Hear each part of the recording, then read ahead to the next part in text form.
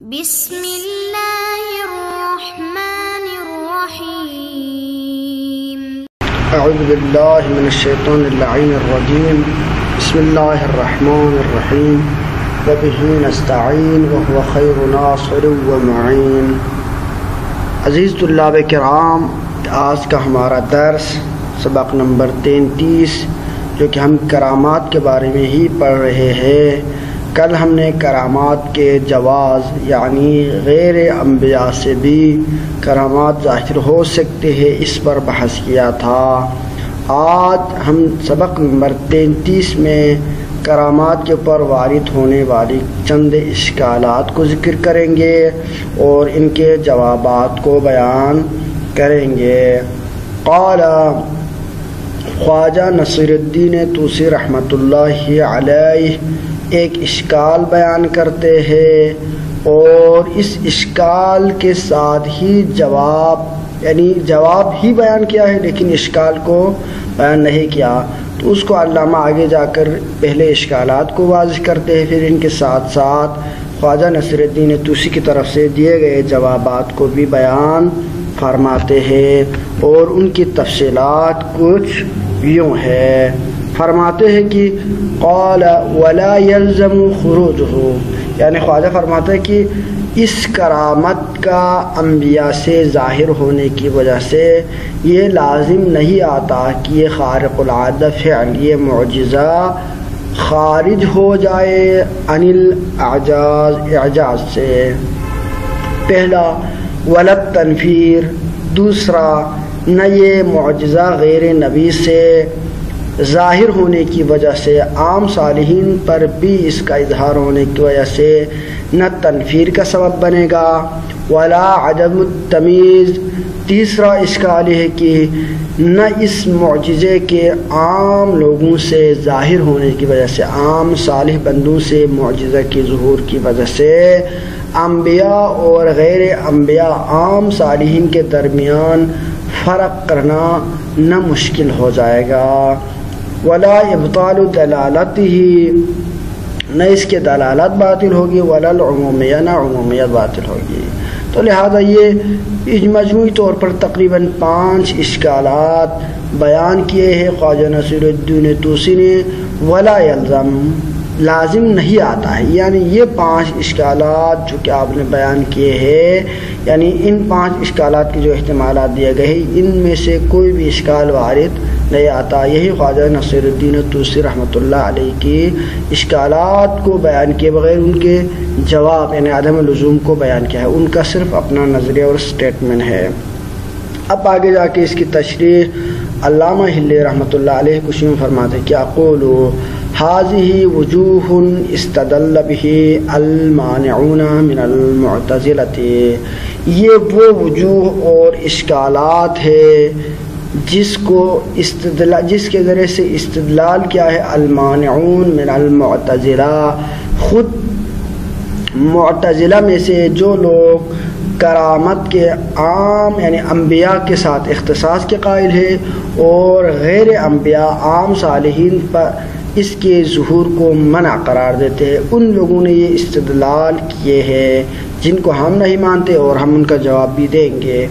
الاول، پہلا ان کی طرف سے جو اشکال ہے، قالوا، انہوں نے کہا ہے کہ لو جاز ظہور المعجزۃ علی غیر الانبیاء اکراما لهم، اگر معجزہ کا ظہور غیر انبیاء کے لیے بھی درست اور صحیح ہو، کیوں صحیح قرار دیا تھا ہم نے کہا تھا کہ اکراما لهم، کہ ان کی اکرام اور اعزاز و سرور کے لیے، کہ ایک بندہ صالح ہے اللہ کی اطاعت کرتا ہے، اللہ تعالیٰ بطور نعمت اور اعزاز اس کو کرامت بخشنے کے لیے غیر عادی چیزیں، اس کو بڑی طاقتیں عنایت فرماتا ہے اور اس طاقت کے ذریعے سے وہ غیر عادی چیزیں انجام دے سکتا ہے، یہ ہمارا نظریہ تھا۔ تو وہ کہتے اگر یہ غیر انبیاء پر بھی ہو تو اس صورت میں ایک اشکال لازم آئے گا، وہ کیا ہے؟ لجاز ظہورها علیہم، یہ غیر عادی چیزوں کا ظہور عام مؤمنین اور صالحین پر بھی جائز ہو جائے گا، وَإِن لَّمْ يَعْلَمْ بِهَا، غیرہ، اگرچہ اس کا دوسرے لوگوں کو علم نہ ہو. یعنی خارق العادہ فعل ایک صالح بندہ انجام دے رہا ہے، ممکن ہے اس کا ساتھی اس کو نہ جانتا ہو، لیکن پھر بھی اللہ تعالیٰ نے اس کو یہ صلاحیت دے دی ہے، کیونکہ لأن الغرض هو سرورهم. اللہ تعالیٰ کو ایک صالح بندے کو یہ نعمت اور یہ طاقت دینے کا مقصد صرف یہی ہے کہ وہ مومن خوش ہو جائے، اس کو سرور مل جائے. جب یہ ہدف ہے تو اس ہدف کا حصول عام صورتوں میں بھی ہوتا ہے جب اللہ تعالیٰ مخفی طور پر کسی کو دے دے. جب مخفی طور پر بھی عام صالح بندوں کو یہ طاقت حاصل ہو جائے تو اس صورت میں کیا ہوگا؟ وَإِذَا جَازَ ذَلِكَ، اگر ہر کسی کو، ہر صالح بندے کو یہ ملنا ممکن ہو جائے، یہ مل جائے یہ صلاحیت خارق العادہ والی، تو اس صورت میں بلغت فی الکثرتی، دنیا میں تو کروڑوں لاکھوں کیا ہے صالح بندے ہیں، تو اس صورت میں کثرت میں اس حد تک پہنچ جائے گا کہ لا خروجہا عن الاعجاز، کہ اعجاز سے خارج ہو جائے گا. پھر ہم اس کو معجزہ نہیں کہہ سکتے، کیونکہ یہ تو ہر کوئی صالح بندہ انجام دے رہا ہے، تو یہ معجزہ نہیں رہا. ہماری جو بات تھی، ہم کہہ رہے تھے کہ معجزہ بھی خارق العادہ اور معجزہ ہوتا ہے، کرامت بھی اور معجزہ بھی. فرق یہ ہوتا ہے کہ معجزہ دعوی نبوت کے ساتھ ہوتی ہے، لیکن کرامت دعوی نبوت کے بغیر.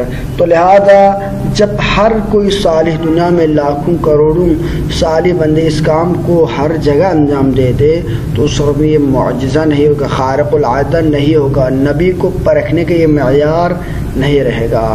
والجواب، یہ ان کی طرف سے اشکال تھا معتزلہ والوں کی طرف سے، تو والجواب، اس کے لیے ہمارے پاس جواب یہ ہے کہ المنع من الملازمہ، آپ نے یہ جو ملازمہ پیش کی ہے یہ ملازمہ درست نہیں ہے. آپ نے کہا تھا کہ اگر تمام صالح بندوں پر اس فعل کا ظہور ہو تو اس صورت میں کیا ہوگا؟ یہ معجزہ نہیں رہے گا. یہ والا ملازمت آپ نے کہاں سے سمجھا؟ یہ صحیح نہیں ہے. کیوں؟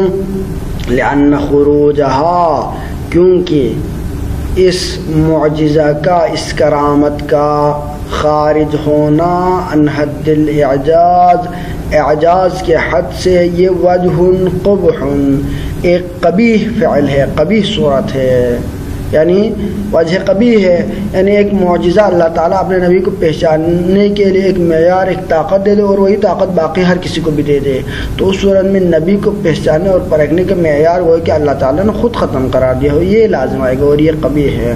وَنَحْنُ عَنَّمَا نُجَوِّزُ، لیکن ہم جو کہتے ہیں کہ معجزہ صالحین پر بھی ظاہر ہوتا ہے، تو اس سے مراد ہماری یہ ہے کہ ظہور المعجزتی، معجزہ کا ظاہر ہونا ہے، اذا خلا عن جہات القبح، جب یہ جہات قبح سے کیا ہو؟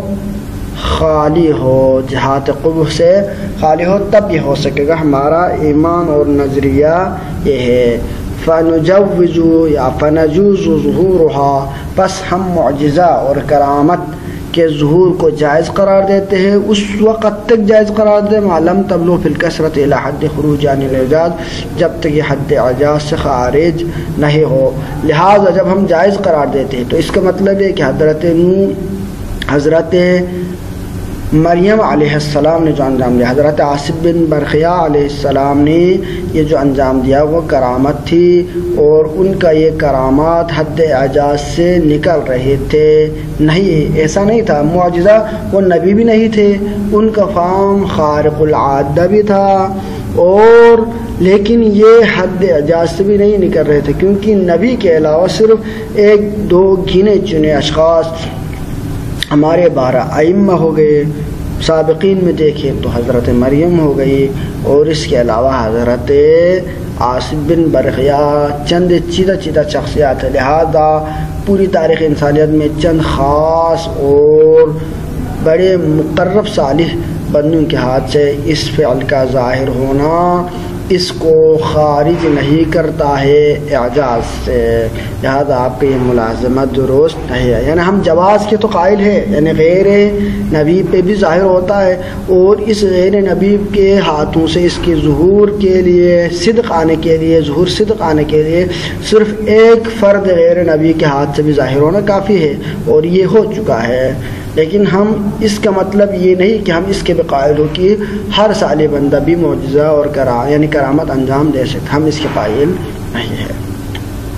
الثانی، اشکال ثانی جو ہے جو معتزلہ والوں کی طرف سے پیش کی گئی ہے، قالوا، وہ لوگ کہتے ہیں کہ لو جاز ظہور المعجزۃ علی غیر النبی، اگر غیر نبی کے لیے بھی معجز عاجز کر دینے والے افعال کا ظہور ان کے لیے ممکن اور درست ہو تو اس صورت میں لازمہ، دوسرا ملازمہ یہ ہوگا کہ لازم التنفیر عن الانبیاء، انبیاء سے نفرت ہونا شروع ہوگی، یعنی لوگ انبیاء سے نفرت کریں گے۔ کیوں؟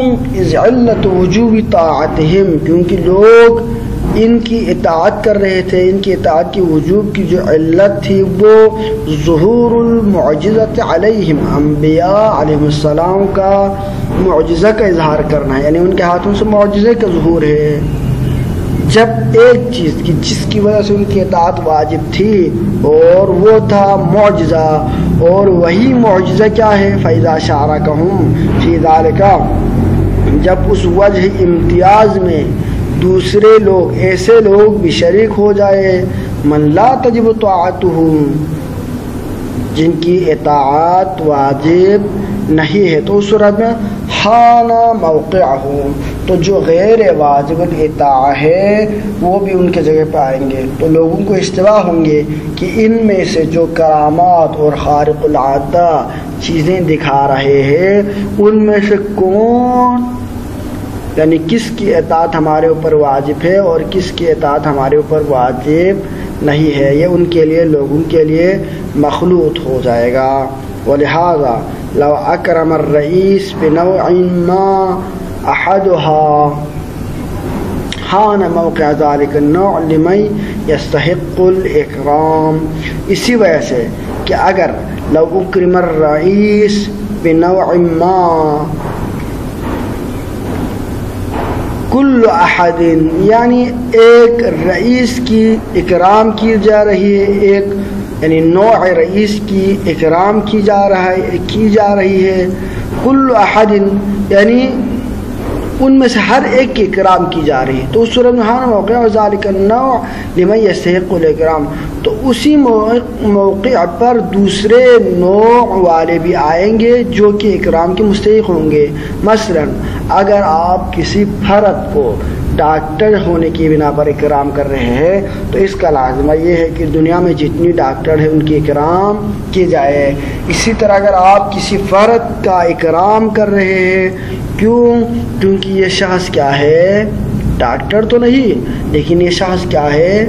عالم دین ہے، تو اس کے علم کی بنا پر آپ اگر اس کا اکرام کر رہے ہیں تو اس وجہ اکرام میں اور بھی لوگ شریک ہوں گے، تو لہذا ان کا اکرام بھی آپ کے اوپر لازم اور ضروری ہوگا۔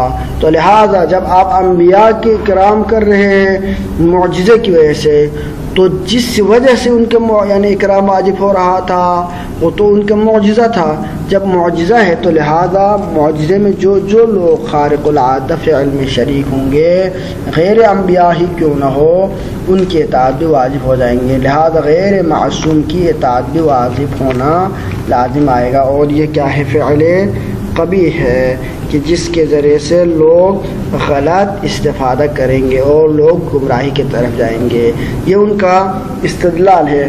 تو اس کے جواب میں ہم فرماتے ہیں کہ والجواب بمنع انحطاط مرتبۃ الاعجاز، کہ ہم کہتے ہیں کہ مرتبہ اعجاز سے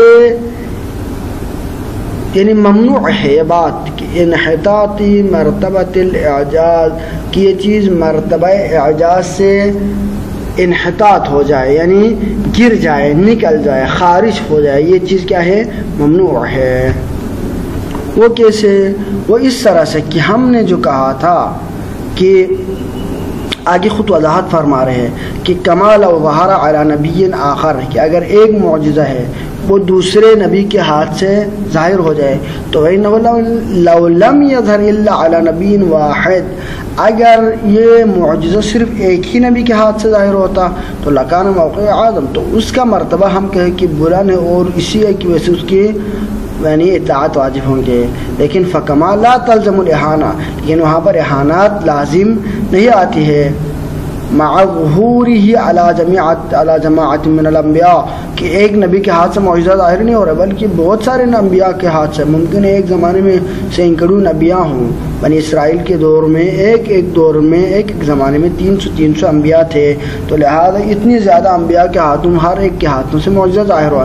تو یہاں پر جب اتنے سارے انبیاء کے ہاتھوں سے معجزہ ظاہر ہو رہا اور وہاں پر ایک نبی کے ہاتھ سے ظاہر معجزے کا ظہور دوسرے نبی کی احانت کا سبب نہیں بن رہا، اسی طرح لا تلزم الاحانۃ مع ظہور علی الصالحین، اگر نبی کے ساتھ صالح بندوں میں سے چند ایک کے ہاتھوں سے اگر خارق العادہ فعل کا ظاہر ہو جائے تو اس صورت میں یہ نبی کا احانت بھی نہیں بنے گا. لہذا یہ جو آپ نے ملازمہ قائم کیا کہ نبی کے ساتھ صالح بندوں کے ہاتھ سے اس کا ظہور ہونا نبی کی احانت کا سبب بنے گا اور ان سے نفرت کا سبب بنے گا، یہ ملازمہ آپ کی اپنی ذہنی اختراع ہے، اس کا خارج میں کوئی وجود نہیں ہے. لہذا یہ دعویٰ بلا دلیل ہے.